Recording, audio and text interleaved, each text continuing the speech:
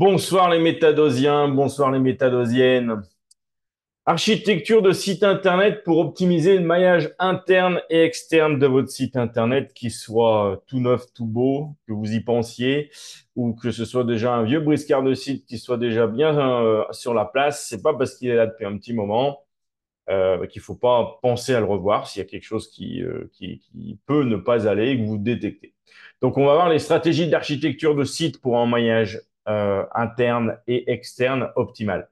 L'architecture d'un site web joue un rôle crucial dans son référencement et dans l'expérience utilisateur. Le maillage interne et externe, bien pensé, peut améliorer la visibilité, améliorer le ranking, bien entendu, l'autorité et facilite la navigation sur votre site. On va passer en revue des stratégies modernes, actuelles, pour bien optimiser le maillage interne et externe. En ce qui concerne le maillage interne, il faut trouver une hiérarchie claire et logique de vos contenus et des pages au sein du site Internet. Structure en silo, organisez votre contenu en silos thématiques. Chaque silo doit regrouper des pages autour de sujets principaux et de sous-thèmes associés. Des pages piliers, donc celles qui vont être au top, et des contenus satellites qui vont tourner autour, qui servent à ranker ou des fois qui ne servent pas du tout à ranker, qui servent là juste à transmettre du jus. Donc, utilisez les pages piliers parce qu'en anglais, dans certaines extensions SEO, on appelle ça Cornerstone Content pour couvrir les sujets principaux en profondeur. Et puis, vous allez les lier à des pages et des articles plus spécifiques. Alors, moi, je vais parler de pages, hein, parce qu'un article, on va penser aux actualités, et les actualités ne servent pas au référencement pour différentes raisons. On y reviendra peut-être un jour dessus. On va résumer cela en termes de création de cocons sémantiques, parce qu'on a parlé de structure de silo, piliers, tatatita. Donc, création de cocons sémantiques afin d'explorer au maximum le sujet, la thématique à fond, en reprenant les entités, puisque Google raisonne en termes d'entités et va comprendre la sémantique et les liaisons qu'il peut y avoir entre toutes ces entités qui peuvent exister au sein d'un cocon. Et leur utilisation a un rôle prépondérant aujourd'hui dans l'utilisation dans ce domaine-là et pour votre site Internet. Les liens contextuels de type naturel et pertinent, intégrer des liens internes de manière naturelle, le plus naturel possible dans votre contenu. Ces liens doivent être pertinents, contextualisés et apporter une valeur ajoutée à l'utilisateur. On parle ici du cocon sémantique et donc ces liaisons entre les contenus et les différentes pages ont un rôle prépondérant, bien entendu, dans la construction de votre cocon sémantique. Vous allez utiliser, bien entendu, des encres optimisées, des fois même très optimisées. On a le droit, on peut le faire sur un site Internet. C'est très dangereux de le faire off-page, c'est-à-dire sur d'autres sites, parce que là, c'est de la suroptimisation et Google ne va pas aimer ça du tout, il va vous le détecter. Donc, utilisez des textes d'ancrage descriptifs qui incluent des mots-clés pertinents, sans en abuser ou pas, et en les faisant varier. Surtout ça, le plus important. Pour ce qui est de la navigation et des menus, il faut qu'il y ait une navigation et des menus qui soient structurés, plus ou moins complexes. Ça va dépendre de ce que vous allez faire. Si vous avez un site e-commerce, vous avez tout intérêt à avoir des menus assez complexes. Alors, des fois, ça peut être compliqué pour le référencement. Notamment, ça va organiser des feeds. Enfin, on reviendra à ça dans un autre sujet. Donc, assurez-vous que le menu de navigation soit bien structuré et qu'il permette aux utilisateurs de trouver facilement ce qu'ils recherchent. Vérifiez qu'il est clair et utilisable sur mobile. Ça, on y pense rarement. Et des fois, quand on intervient sur les sites de certains clients, on a des surprises parce que la version mobile est pas du tout la même que la version desktop. Et quand les gens arrivent sur un site internet avec leur smartphone, et ben le menu, ils ont du mal à le trouver, ou alors il est inexistant, ou il n'y a pas beaucoup de pages, ou voilà, c'est pas, il y a une mauvaise expérience utilisateur et ça ne permet pas de générer, d'aller plus loin. Donc on va augmenter le taux de rebond, d'aller plus loin dans la profondeur des pages, augmenter, améliorer la visibilité, des choses comme ça. Donc, vérifiez qu'il est clair et utilisable en version mobile. Fil d'Ariane, ce qu'en anglais on va appeler breadcrumbs. Utilisez le plus possible les fils d'Ariane pour aider les utilisateurs et les moteurs de recherche à comprendre l'organisation et la structure du site Internet. Si c'est bien fait, ça va être très, très utile à différents types de niveaux. Faites attention aux pages orphelines. Une page orpheline, c'est une page qui n'a aucun lien entrant. C'est-à-dire que c'est une page pouf, dans la nature. Elle est reliée, peut-être qu'elle est reliée à quelque chose en sortant, mais du moins, il n'y a rien il y a aucun lien qui va arriver sur elle.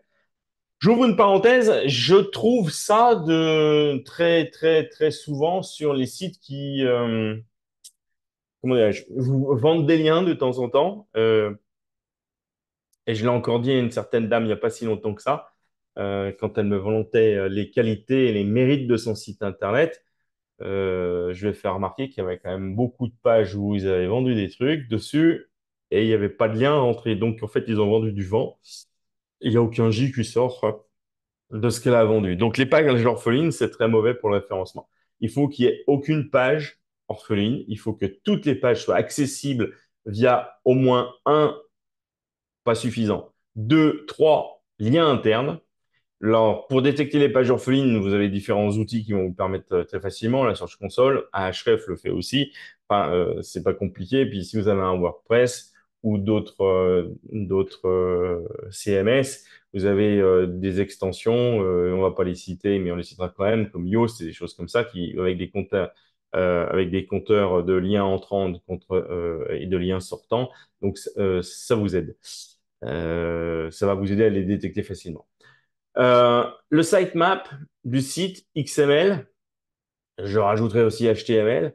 Donc, il faut que votre sitemap soit mis à jour constamment. Il faut que les mises à jour partent constamment sur votre page, enfin sur votre Search Console, de manière à titiller les moteurs de recherche. Alors, quand je dis la Search Console, je parle de Google, mais après, vous avez le Webmaster Tool chez Bing, la même chose. Donc, de manière à ce que les moteurs de recherche soient alertés si vous avez des nouvelles pages et des choses comme ça qu'ils ont envie de revenir voir et venir voir le plus souvent possible. En ce qui concerne le maillage externe, ça, faut pas l'oublier. Donc, on va parler de backlink. Dans ce cas-là, il faut des backlinks de qualité. Donc, rechercher des backlinks sur des sites d'autorité ou nichés. Et pourquoi pas les deux, mon capitaine? Visez à obtenir des liens entrants via des sites crédibles et pertinents dans votre domaine. Donc, comme je le dis, j'ai encore dit il n'y a pas longtemps, un backlink qui vient de Marie-France, de Marie-Claire, et qui va vous parler, je sais pas, de choses ou d'autres qui sont pas, enfin, qui sont pas dans le topic de Marie-France et Marie-Claire. Des fois sur une page orpheline, comme j'ai pu le voir aussi, et dans ce cas-là, sans la fameuse mention euh, sponsored content. Euh, Pardon, je fais je suis désolé, puisque je me réfléchis. En même temps, j'essaie de me rappeler. Donc oui, ça, c'est pas bon du tout. Donc il faut que ce soit pertinent pour votre domaine. Donc le guest blogging, ce qu'on va appeler aussi éventuellement earned media, écrivez des articles invités sur des blogs influents pour gagner des backlinks de qualité, créer du contenu euh, intéressant, qui soit partageable, donc du contenu engagé que les gens vont vouloir partager de très haute qualité avec de la data des fois, qui incite au partage et attire naturellement les backlinks. Des infographies, de la vidéo, le contenu visuel est souvent plus partagé et peuvent générer davantage de backlinks, ça c'est sûr. Quand vous faites des infographies, tout le monde a envie de les reprendre. Si, bien entendu, vous avez de la belle vidéo, les gens ont envie de les reprendre aussi. Donc, tout ce qui est embed, c'est pas mal. Créer une communauté forte sur les réseaux sociaux. On peut pas aujourd'hui ne pas en parler. Et partager du contenu engageant qui vient de votre site sur les réseaux sociaux. Vous avez le droit de partager autre chose sur les réseaux sociaux, mais le but du jeu, c'est quand même de partager votre parole. Ce sont autant de signaux forts pour Google qui va déterminer votre autorité à titre personnel en tant qu'auteur et à titre d'autorité de domaine, enfin de page, pardon, d'URL, puisque l'autorité de domaine n'existe pas à moins de prendre l'URL du nom de domaine.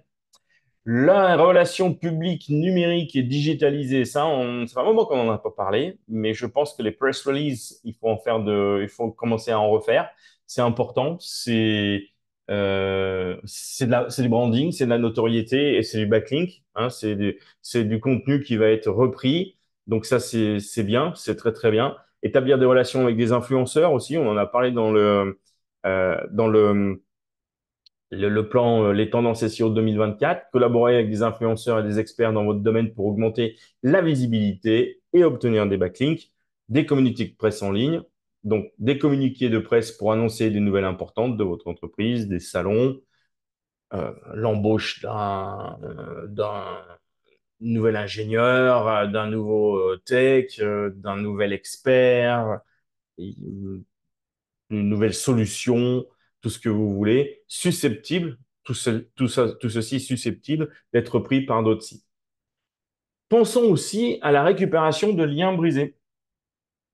Vous pouvez trouver des backlinks qui sont cassés parce que les sites qui faisaient des liens vers vous, ou vous avez une page qui est en 404, donc il y a un lien brisé, ou des sites qui ont abandonné, donc contactez le webmaster du site et puis donnez-leur un nouveau lien en leur expliquant que vous avez trouvé un lien brisé.